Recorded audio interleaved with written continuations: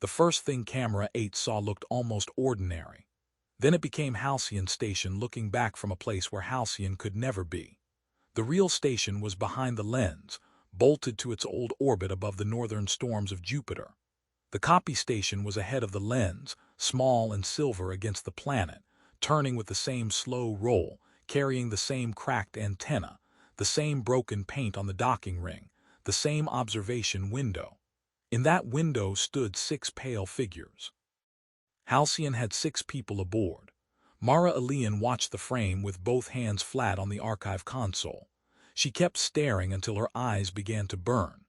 She was the archive officer, which meant she took bad recordings, damaged reports, half-heard calls, and frightened human memory, then made them into something Earth could read. She was good at it because she had once believed that if a thing was described clearly enough, it could lose power in the dark. Captain Ree stood behind her with one hand on the back of the chair. Ree had a habit of touching solid objects while thinking: door frames, hatch rims, chair backs, the edge of a table. People called it superstition.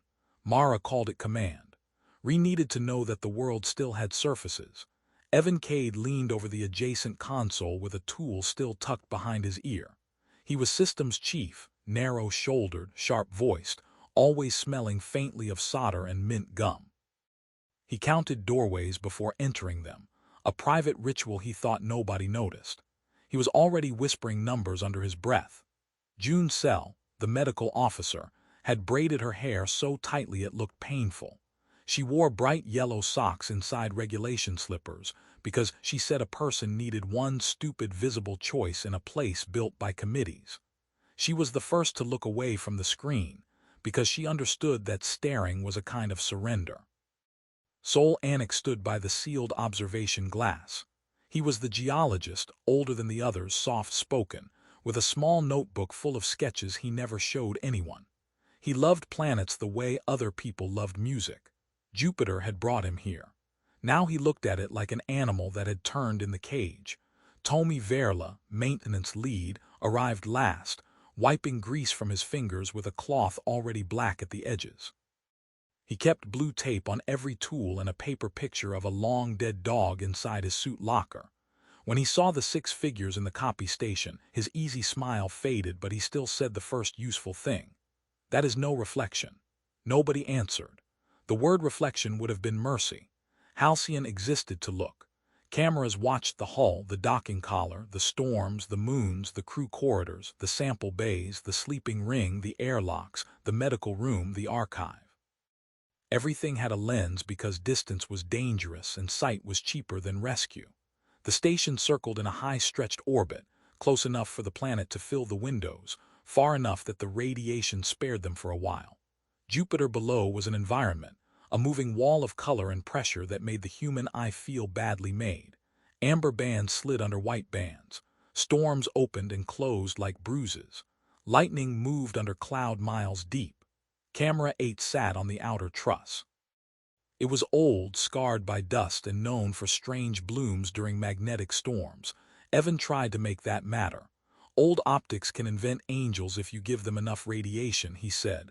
Then he opened the raw telemetry and went quiet. No motor command, no exposure error, no thermal contact, no radar return, no pressure change. Only the image. The copy station held position like a docked craft. It held position relative to Halcyon as if both stations were attached to the same invisible frame. Its solar wings were folded inward a little, enough to seem protective. The docking ring was wider than it should be. The observation window was black except for the 6 figures. Their faces were blank ovals. The figure nearest the window raised one hand. Mara paused the frame. The raised hand gave no greeting. The fingers were spread against the glass, palm out. It looked like a person testing the surface of a prison. Ree said, "Isolate the footage." Mara copied it to a secure drive, then to a second, then to an emergency archive because protocol required it. The whole time she felt the image pressing on her attention. It waited with the patience of a lock waiting for the right hand. Earth was 53 minutes away by signal. The first report would reach mission control after the station had already changed. That was the old terror of the outer system. Help was always a message from the past. During the next sleep cycle, every crew member dreamed the same room. The room was the observation bay of the copy station. The black window faced the real station. The dreamer stood with 5 others in white light that had no source. Nobody could breathe. Through the glass, camera 8 stared from the truss like one black insect eye. June recorded the reports in medical. She asked each person for details: smell, temperature, sound. Ree said the room smelled of metal after rain. Evan said it smelled like a powered-down server. Tommy said it smelled like wet dog, then apologized as if the dog had heard. Sol said it smelled like lower atmosphere, ammonia, hydrocarbons, pressure-crushing chemistry into prayer. Mara said it smelled like her mother's apartment hallway after the lights went out. She regretted the answer as soon as she said it. June only nodded and wrote it down. The second recording came from camera 3. It should have shown the docking collar. Instead, it showed a corridor inside Halcyon, empty, lit by red emergency strips. A wet trail crossed the floor and stopped outside the archive door. In the actual corridor, the floor was dry. Evan checked the wiring.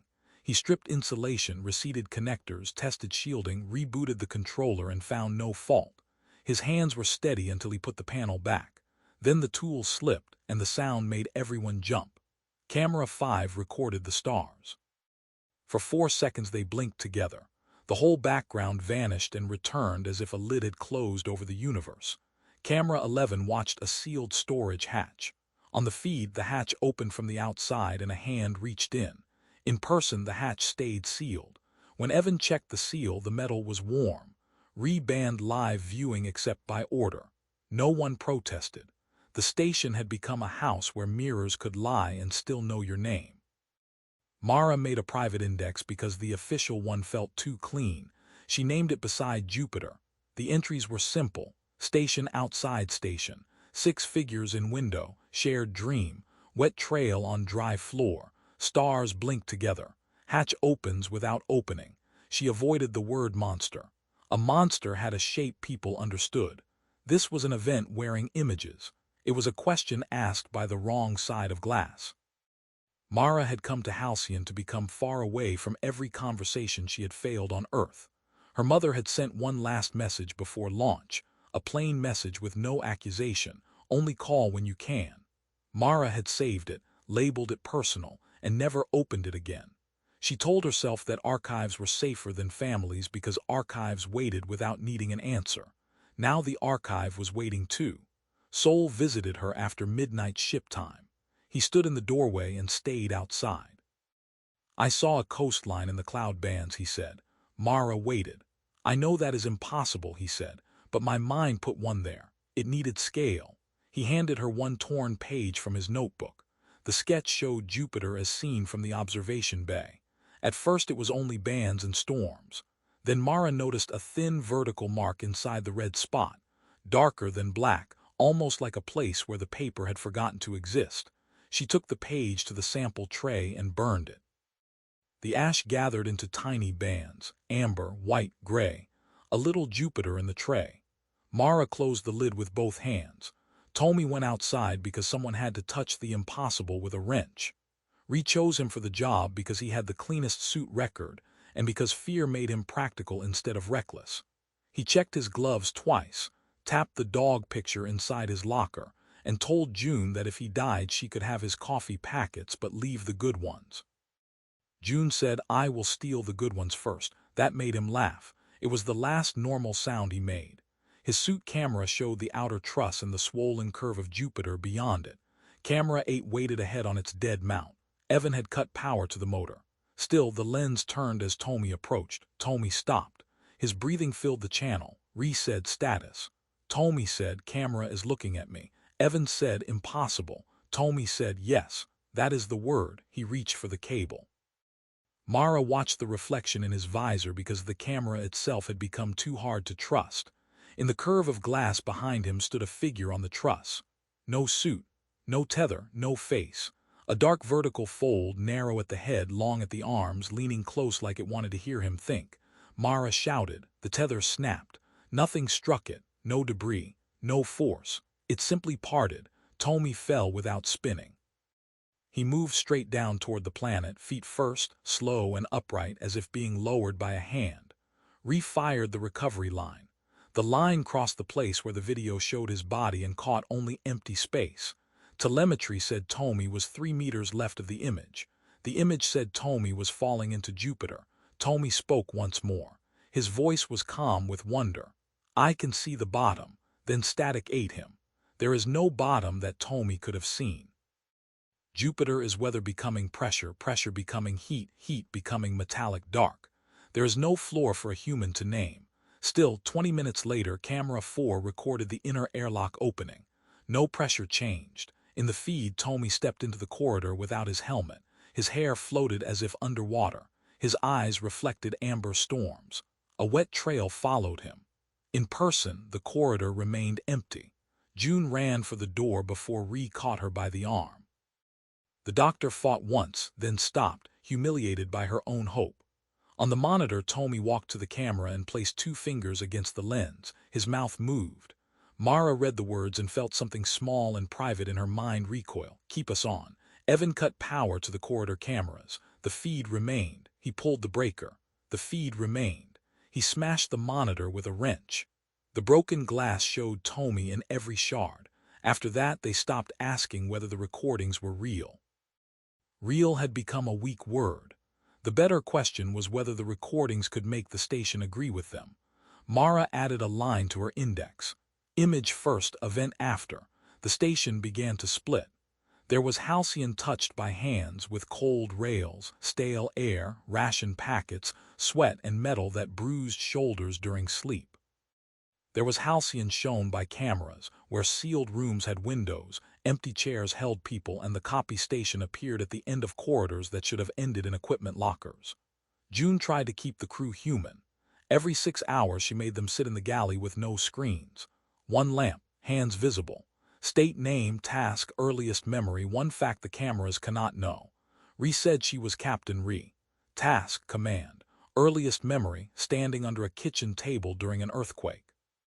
Private fact, she still slept better when one hand touched a wall. Evan said he was Evan Cade. Task systems. Earliest memory, a blue toy rocket in a clinic bed. Private fact, he counted doors and hated that someone had noticed. Soul said he was Soul Anik. Task, geology. Earliest memory, dust moving across a desert road. Private fact, he had once let a friend take blame for a broken oxygen manifold during training. Mara said she was Mara Elian. Task, archive. Earliest memory, her mother singing through a thin apartment wall. Private fact, she had taken the Halcyon post because distance felt easier than apology. The lamp flickered.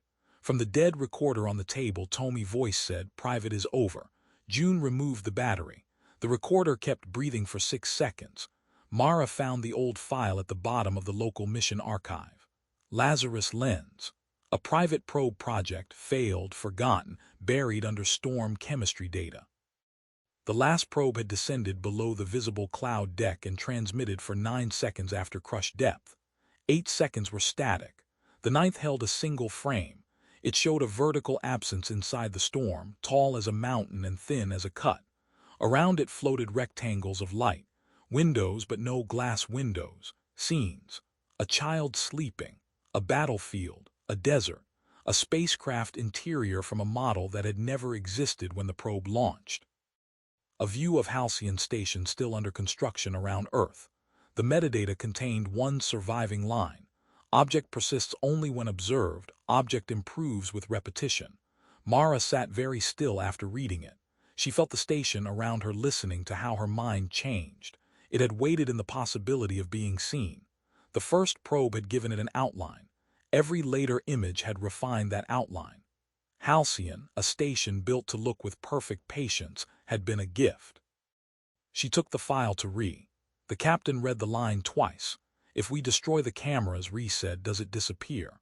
Mara said, "Maybe it loses shape."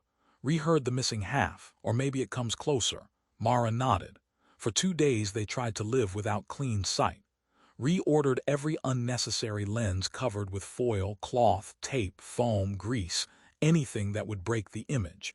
Evan hated the work and did it anyway. He moved through the station with a black marker and wrote blind on every covered camera. as if the word could shame the machine into obedience. June stopped using the medical bay monitors. She listened to hearts with an old acoustic scope and took pulses with 2 fingers. The crew joked that they had become a museum exhibit. June said museums were full of dead things arranged for viewing, so perhaps choose another joke. Sol tried to help by closing his notebook. It lasted 1 hour. Then he began drawing without looking down, one hand moving while he stared at the floor. The sketches showed corridors that Halcyon lacked, all ending at a round window. Recollected the pages and burned them without comment. Sol thanked her in a voice that sounded almost empty. Mara deleted recreational recordings, birthday calls, songs, private messages, old videos from Earth. The work made her feel like a thief. When she reached her mother's unopened message, her hand stopped over the command key. June found her there. Listen or delete, June said. Never keep it as a shrine. Mara said, I am afraid it will use her voice. June said, then give the voice back to yourself first. Mara played the message once. Her mother looked tired in the old thumbnail, but Mara kept the video closed. Audio only. Call when you can. That was all. No blame. No drama. A sentence that could keep a person from becoming a symbol. Mara saved the sound to memory and deleted the file before she could change her mind. That night the vents hummed the shape of her mother's voice but failed to form the words. Mara pressed her hands over her ears and laughed until she cried. It had stolen the tone, missed the meaning. For the first time she understood that it could fail. There was a small argument in the command deck after the Lazarus file. Ree wanted the beacon disabled. Evan said the beacon was buried under 3 safety locks and tied to the capsule release. Ree said cut it anyway. Evan said cutting it wrong would alert Earth and dump the archive automatically. Ree looked at Mara. Mara knew the system. Evidence preservation had been built by people who trusted institutions more than fear. If a crew died, the record would live. If the station broke, the record would transmit. If command tried to hide a disaster, the record would escape command. Every safeguard now pointed in the wrong direction. We built a machine that believes footage more than people, Mara said. Evan said that is every machine. Nobody laughed. June broke the silence by asking Ree to eat. Ree refused. June opened a ration packet anyway and placed it beside her hand. After 5 minutes, Ree ate without seeming to notice. Mara watched the small act and felt ashamed by how much it moved her. Survival was mostly mundane. Survival was a doctor making a captain chew. The station had old noises and new noises. The old noises were pump hum, fan chop, coolant tick, hull creak, distant relay chatter, the small click of magnets in the floor when someone walked fast. The crew knew those sounds like neighbors. The new noises were harder to place. Tapping behind panels with no service cavity. A wet slide inside dry vents. A soft pop from sealed lockers. Once in the archive, Mara heard paper turning, though Halcyon carried almost no paper. When she opened the storage drawer, she found Sol notebook inside, pages blank, cover damp. Sol denied putting it there. His denial had no force. He looked relieved to see the notebook and terrified that it had found its way home. Mara asked whether he wanted it destroyed. He said yes. Then he said wait. Then he hated himself for saying wait. Mara burned it while he watched. Halfway through, one page curled open and showed a sketch of the black window. In the ash, a small white dot remained intact. Sol reached for it. June slapped his hand away. Thank you, Sol said. He sounded like a man thanking someone for stopping him at the edge of a cliff. Private messages from Earth arrived during the crisis because the system had no knowledge of the crisis. An old friend sent Evan a joke about a cheap apartment in lunar orbit. June received a video of her niece losing a front tooth. Ree received a formal complaint about supply reports from 3 months earlier. Tommy received nothing because the dead are often the first to be treated correctly by computers. Mara sorted the queue without opening attachments. She hated each sender a little for being alive in normal time. Then she hated herself for the thought. One message was addressed to Mara from her mother. A delayed holiday greeting, recorded before launch and routed late through a relay. The subject line was simple. No need to answer quickly. Mara stared at it until the letters blurred. June came in, saw the screen, and said the archive becomes a graveyard only if you make it one. Mara said, that sounds like something doctors say when they have no treatment. June said, often. Mara deleted the video without opening it, then copied the subject line into her private notes. No need to answer quickly.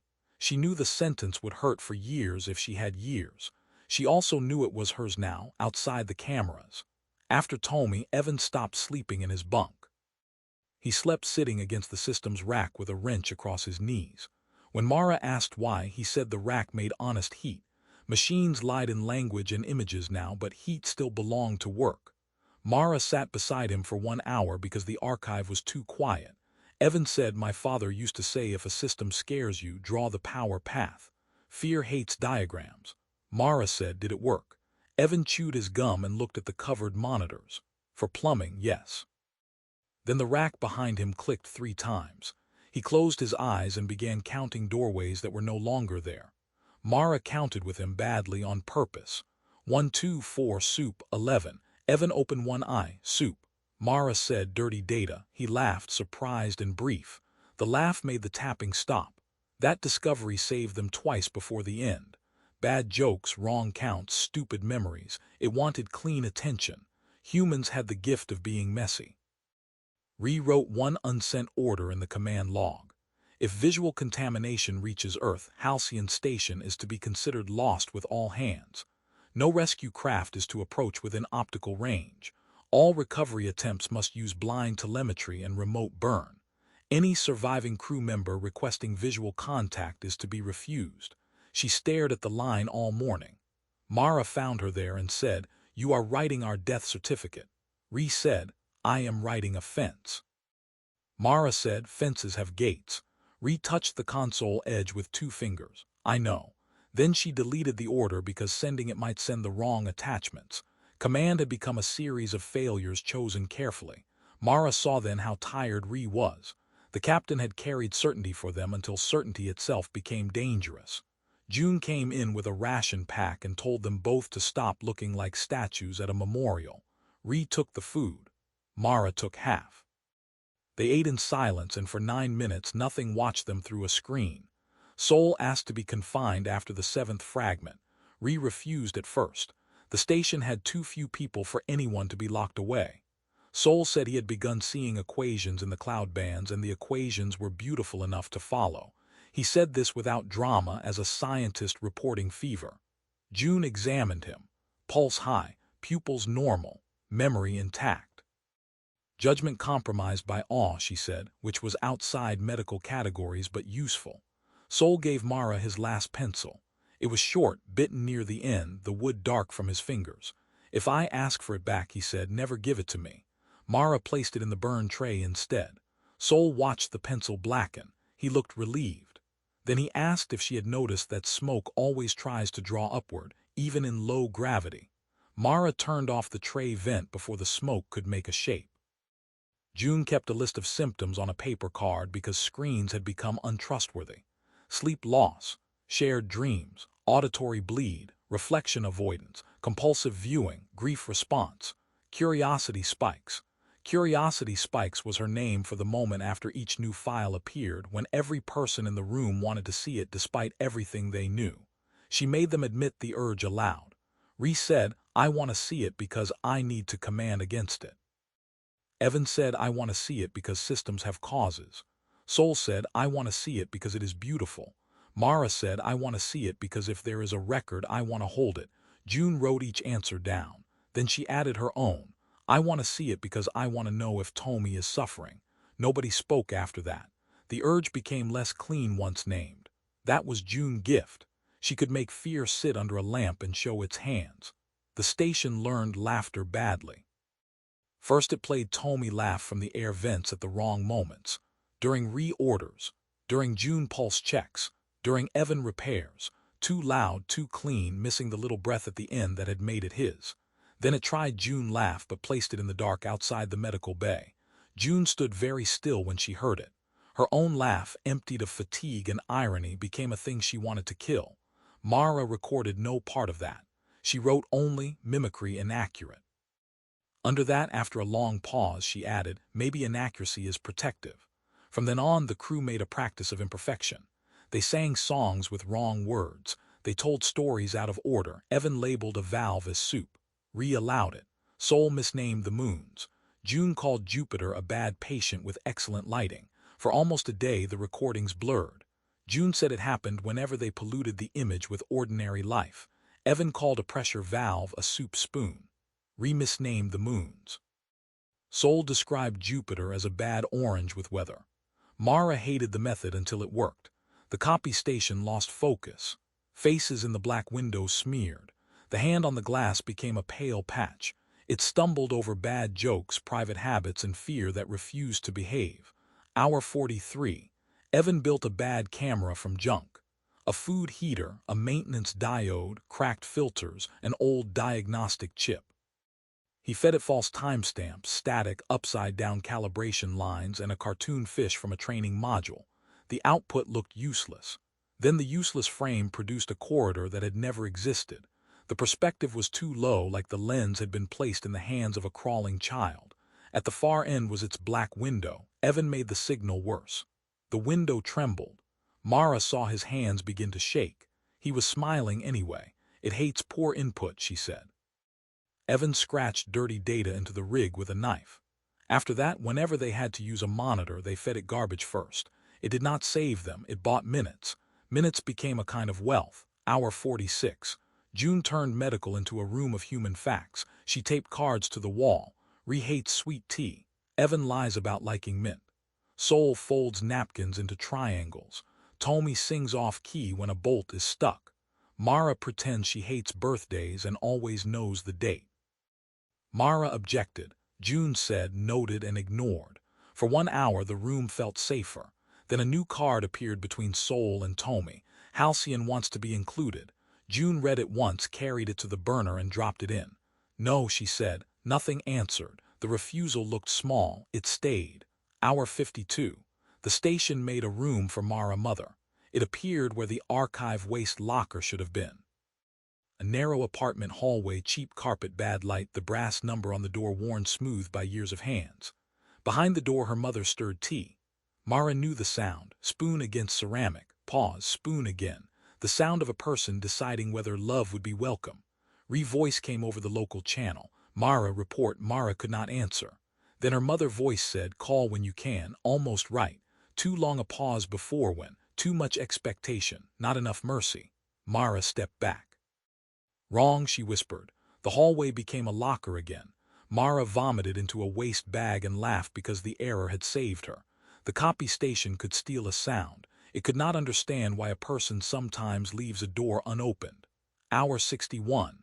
June found 3 red marks on her forearm, neat, parallel, like pressure from a clipboard edge. She had no memory of them. Mara wanted to say something gentle. No sentence came. June covered the marks and lifted her chin. "I am still me," she said. She said it like an order, and everyone in the room obeyed. Hour 70. Mara and Ree argued beside the covered screens. Ree wanted every record destroyed. Mara wanted one text warning left behind, stripped of images, coordinates, and anything that could become a map. Ree said a warning can become bait. Mara said silence can become bait too. People dig harder when they smell a cover. Ree looked at the cloth over the monitors. Command had taught her to reduce danger into options. Halcyon had turned options into doors. "Then make it hard to enjoy," she said. Mara understood the order. Fear can entertain when shaped too well. If any record survived, it had to hurt the appetite carrying it. Hour 86. Before the final fragment review, June checked them again. Pulse, pupils, name, earliest memory, private fear. Ree said, "I am afraid I will choose wrong and call it discipline." Evan said, "I am afraid the doors count me back." Sol said, "I am afraid beauty is a language I never learned to distrust." Mara said, "I am afraid the warning will make people want the image more." June wrote the fears on cards, then she wrote her own. "I am afraid I will run toward the next voice that sounds like Tommy." She pinned the cards to the galley wall. The station did not alter them. Maybe honesty was too rough to polish. Then came the 16 fragments. Mara chose 16 from hundreds. Enough to warn Earth. Too broken to complete the shape. Fragment 1. In the galley while the crew slept, every chair was pulled from the table. On each chair lay a folded uniform. The name patches were blank. In the real galley, the chairs remained tucked in. June asked why the station would fold clothes. Mara said because it had learned people leave shapes behind. Fragment 2 began as a medical training clip from 3 years before launch. June appeared younger, laughing at a mistake in a demonstration. Halfway through, the room behind her changed into the copy station bay. Younger June kept laughing, unaware of the black window opening over her shoulder. The current June watched the clip once, then burned her yellow socks because the copy had worn them in the background. Fragment 3 was found inside Evan's diagnostic log, outside the camera archive. It contained only text at first. 1, 2, 3, 5, 8, door. Then an image rendered line by line from the characters, Evan's face in a wall panel, lips moving around numbers he had never shared with the crew. He chewed through a whole pack of mint gum after that and said nothing for 6 hours. Fragment 4 reached Mara as a printout from a device with no paper loaded. The sentence filled the page from edge to edge. The station is easier to make when it watches itself. On the back, in smaller letters, another line appeared after she turned away. Thank you for organizing us. Fragment 5 arrived without a timestamp. It showed the outer airlock from inside. Tommy Dog sat beyond the sealed hatch, paws wet, head tilted. It had been dead for 9 years. No digital copy of the picture existed on Halcyon. Tommy had carried only paper. June said the dead dog was bait. Ree said all bait is made from something hungry people recognize. Fragment 6 had no picture, although the file source was a Hull camera. 3 dry taps came from the black frame. Then a wet breath. Evan proved the file had no audio channel. The room heard it anyway. Afterward, the same rhythm began inside the pipes whenever anyone covered a lens. Fragment 7 lasted 3 frames. First, Jupiter, second, black. Third, Jupiter with a small white rectangle on the storm band. Soul saw it before anyone else and folded in half over a waste bag. He said the rectangle was the wrong scale. Mara asked whether too large or too small. Soul said yes. Fragment 8 showed Ree 4 hours in the future. She stood in the command deck, cut her palm, and pressed blood to the wall. The wall opened onto amber cloud.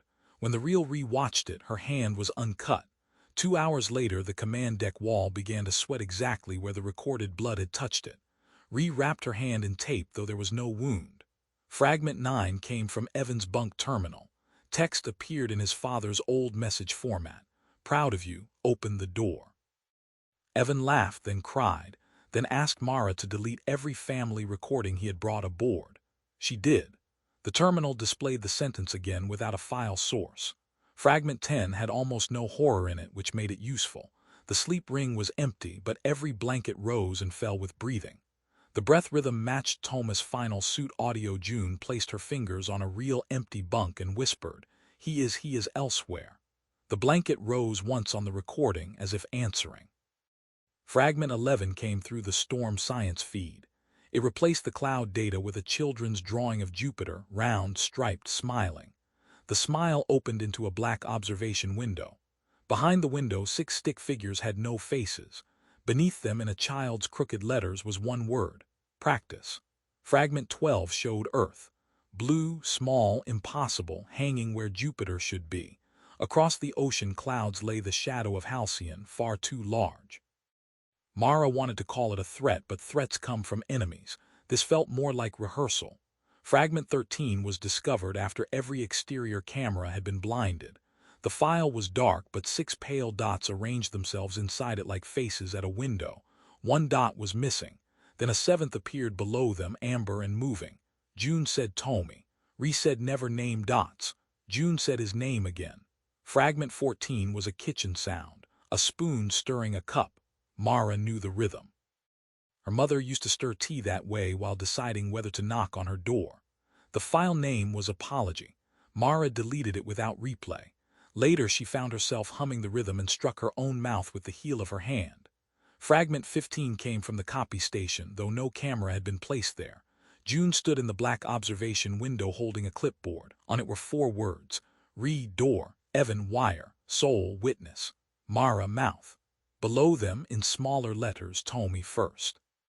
Fragment 16 lasted 2 seconds. The galley was empty. 6 cups stood upside down. Under each cup was a tooth. The seventh cup was upright, filled with black water. In the surface, Mara saw herself seated with the others, already watching. After fragment 16, Mara closed the folder. "No more," she wrote. "Enough shape." After the fragments, Mara felt the covered lenses tug at her jaw. June tore a note in half and gave one piece to her. On it she had written, "If Mara lies to protect us, ask about her mother." Then a blank panel offered a list. "Tommy alive. June safe. All footage contained. Return route open." Beneath it waited one word, "except." Evan almost touched it. Re-scraped the panel raw with a screwdriver. Warm fluid seeped from the metal. Sol gave one clear warning before he changed. "It learned from machines first," he said. "Input, response, improvement. Do not feed it a perfect reaction." June said, "Then we stop helping." After fragment 16, Mara saw one more file name in the folder. Safe ending. Her finger hovered over it. She wanted it more than rescue. June said if it had a safe ending, it would never need to offer one. Mara shut the folder so hard the screen cracked. The copy station answered in plain view. Camera 8, already dead by every system report, sent one still to every active screen. The copy station was closer now. Its solar wings had folded inward like ribs. Its docking ring had widened into a dark circle. Its observation window held 7 figures. Tommy stood among them. June was absent, which somehow made the image more threatening. Then every real window on Halcyon rang once. Tap. June flinched so hard her shoulder hit the wall. Evan whispered 1, 2, 3 and failed to continue. Sol smiled with tears in his eyes. Ree stayed sealed, but her fingers tightened on the chair until the knuckles whitened. "We leave," she said. Halcyon had one return capsule, 6 seats. Tommy was gone. The arithmetic looked merciful until Mara remembered fragment 15. They moved with screens covered, lights low, hands on shoulders. Ree first, June behind her. Mara next, then Evan, then Sol. No one looked through the observation glass. No one looked at reflections. Evan had smeared grease over every polished panel they passed. Halfway to the capsule, the central spine offered 3 corridors where the plans showed one. Each was labeled "Return." Each smelled of wet metal. Ree chose the center without hesitation. Later, Mara would think that was command in its purest form, choosing before fear learned to bargain. The corridor became wrong by degrees. First, the handrails were too warm. Then the wall texture changed under their palms, metal to rubber, rubber to cloth, cloth to something faintly pulsing. June breathed through clenched teeth and kept moving. Evan counted backward in broken primes. Sol whispered pressure numbers. A window appeared ahead where no window had been installed. Ree ordered eyes down, but Mara saw enough. Beyond the glass was the copy station bay. 7 figures watched. Condensation formed on the black glass from the other side. A finger wrote, "Stay until the picture is complete." Ree gave the only order that mattered, "Close your eyes." They walked blind, one hand on the shoulder ahead. The station shifted around them. Something touched Mara's cheek with fingers too numerous and too gentle. It tried to turn her face. She bit the inside of her mouth until blood filled her tongue. Ree's voice came once from ahead, then once from the wall. Mara ignored the words and followed the trembling hand on her shoulder. That was human. Then June was gone. There was no scream. A scream would have left a place for grief to begin. June's shoulder simply vanished from under Mara's hand. When Mara opened her eyes, they were in the docking bay. The capsule hatch stood open. Ree, Evan, Sol, and Mara remained. June was gone. On a covered wall monitor, light leaked through cloth. Mara pulled the cloth down before Ree could stop her. June stood in its black window with her clipboard. She looked irritated, as if the universe had charted symptoms badly. Ree ordered the capsule prepared. Evan covered all navigation displays with emergency foam, leaving only tactile controls and old inertial numbers. Ree painted the porthole black with sealant. Sol asked to have his eyes taped shut. Nobody mocked him. Mara used medical tape and pressed it gently over his lids. Before boarding, Mara said she had to burn the archive. Ree said no. Mara said Earth will ask for the footage. Ree said let them ask. Mara said the beacon already holds a copy. Ree closed her eyes once. When she opened them, she handed Mara a sidearm and a timer. "Skip bravery," Ree said. "Be fast." The archive door opened for Mara without command. Inside, the covered screens breathed light through cloth. She kept them covered. The air smelled of hot dust and ammonia. She recorded the warning first. This is Mara Alian, archive officer of Halcyon Station. Never request the camera files. Never watch the camera files. Never preserve the camera files. Any image from Halcyon is contaminated. The anomaly begins when an image answers back. It uses cameras as wounds use memory. It becomes clearer when repeated. The console typed after her without keys moving. Jupiter is inside. Mara pulled the input strip free. The text continued. The station is already inside. She shot the first monitor. Glass burst. Every shard showed its black window. She stopped shooting. Fragments were still copies. The archive core had a manual burn port.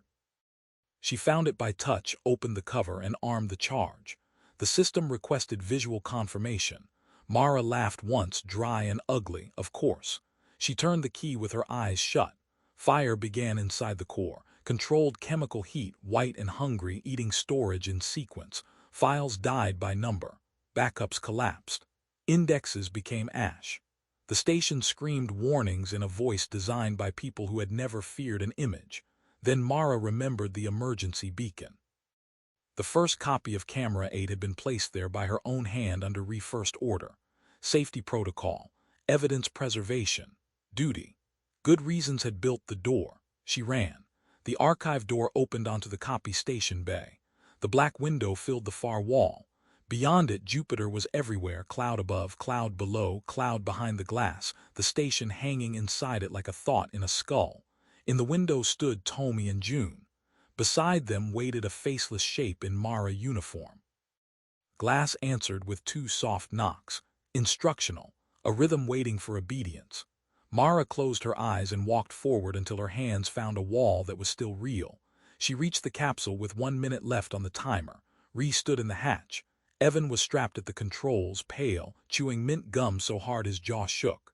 Sol sat behind him with tape over his eyes and both hands folded like a man at a funeral. There were empty seats for Tommy and June. The empty seats looked arranged. Mara climbed in. The hatch sealed, the capsule released. For 3 seconds the only sound was breathing. 4 living people. 1 small craft, no cameras, no windows, no picture. Then the radio opened. Mission Control spoke through impossible clarity, no delay, no static, as if Earth were on the other side of the hull. Halcyon, we are receiving video. Maintain feed. Confirm anomaly contact. Resolution is excellent. Please continue. Ree whispered no. Evan said the beacon. Mara felt something inside her go quiet. The capsule was supposed to burn away from Jupiter. Instead, the inertial numbers drifted wrong. Evan corrected. The numbers worsened. Ree fed him manual angles. The capsule answered with descent. Sol, eyes taped, began to smile. The audience has arrived, he said. Nobody told him to shut up. They were all thinking it. Through the painted porthole came light. The sealant held at first. The black paint thinned. Orange seeped through the idea of it and made a rectangle on the capsule wall. Inside that rectangle, Halcyon floated above Jupiter, whole and silver. The copy station. The station that had learned from every look. Ree unstrapped herself under a load that should have pinned her down. She crawled to the radio and opened the channel. Earth, this is Captain Ree of Halcyon. Never look at the transmission. Destroy every frame. Quarantine all visual data. The camera is the wound. Earth answered with overlapping voices. Analysts, directors, technicians. Some sounded frightened. More sounded thrilled. One said responsive structure. One said first contact. One said save everything. Mara could not hate them. From safety, wonder feels like courage. She would have leaned closer too. Knowing this made the disaster feel personal. The capsule entered cloud. There should have been fire. There was quiet. Pressure warnings froze. The hull stopped shaking. The orange rectangle widened until the whole cabin seemed lit from below. Something moved around them outside. Careful. So large that its care felt worse than force. The capsule stopped. Belts cut into flesh. Evan screamed once and swallowed the rest. Ree reached for the painted port. Mara grabbed her wrist. Ree looked at her, and in the captain's face Mara saw a door trying to stay closed. Sol removed the tape from his own eyes. June would have stopped him, Mara thought. Then remembered June was behind the glass now. Sol looked at the orange rectangle and cried. It is lonely, he said. Ree answered through clenched teeth. Loneliness gives no permission. The rectangle darkened. In it appeared the copy station bay. Tommy stood there. June stood there. Behind them were three more figures, Ree, Evan, Soul, waiting. One seat in the reflection remained empty. Mara saw herself in the painted port. Behind her reflection stood the faceless Mara, hand lifted. Mara kept her hand down. The faceless one smiled without a mouth. The recorder went static. When sound returned, Mara was alone. The capsule had docked with the copy station. Ree, Evan, and Soul were gone. Their straps hung loose in still air. Mara still held June analog recorder. The red light burned. Inside the copy station, everything was almost right. Panels too clean where Tommy had left scratches. Coffee smell in the galley, gray dust in every packet. Yellow socks folded on the medical bed. Evan counted from inside the wall. Ree held an open hatch shut by inches. Soul sat before the glass. June waited beside him. "You are mouth," June said. Mara backed away, shaking her head. No, the station showed Earth anyway. Control rooms, hidden labs, apartments, classrooms, screens bright in tired faces, people asking for the next image. Show me, make it clear. What is in the last frame? Mara fell to her knees. She wanted to smash the recorder, swallow the tape, bite through her own tongue, but Earth had already seen enough.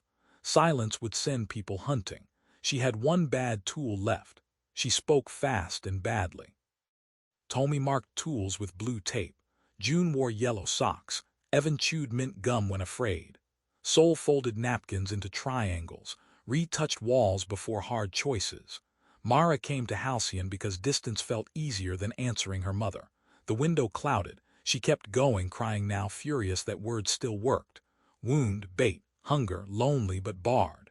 Beyond the walls, the burned real Halcyon repeated a damaged beacon. Never watch, destroy frames. Crew status unknown. Mara followed it to a room of camera mounts. Camera 8 floated at the center. Inside the lens, she saw the real station, blackened and tumbling, still carrying one audio shard. Her first warning, the part without pictures. The room used her own voice. "You want to be seen too?" Mara nearly answered. Then she saw Ree holding the hatch, June with both fists clenched, Tommy below with camera 8 like a lantern. She pressed the recorder to the lens. Never look, destroy frames, keep the image missing. She played the warning until the speaker tore. For 1 second the copy station blurred, labels smeared. Ree forced the hatch almost shut. Evan went quiet. Soul closed his eyes. June turned away. Then the recorder clicked, storage full. The red light died. Mara sobbed into the dead machine. "Please," she said, "leave it unclear. Containment note." The recovered file arrived on Earth as plain text on a disconnected terminal. No images were attached. That saved lives and ruined others. People doubted the file, then searched for images because they doubted it. The rules were simple, text or audio only. No reader alone afterward. Never search for camera 8. Of course people searched. One leaked thumbnail appeared years later. Black window, silver truss, amber planet. It stayed online for 9 minutes. Everyone disagreed about the details, but all agreed on the hand behind the glass. Personal note attributed to Mara. "It copied my mother badly. It knew the spoon against the cup. It missed the waiting behind the sound. If anyone reads this, call someone before you sleep. Talk about weather, a broken appliance, a meal. Give your mind rough things to hold. If you see the thumbnail, close it before your mind finishes the window. Say your name. Say where you are. Say the light is on. Then stop listening." One damaged copy ends with a blank space, then a sentence typed without a source. "Jupiter will still be beautiful tomorrow." That is the cruel part. People will still want to look. The file refuses to show what camera 8 saw after the hand touched the glass. Then the fourth tap comes from inside the room, soft, patient, and right behind you.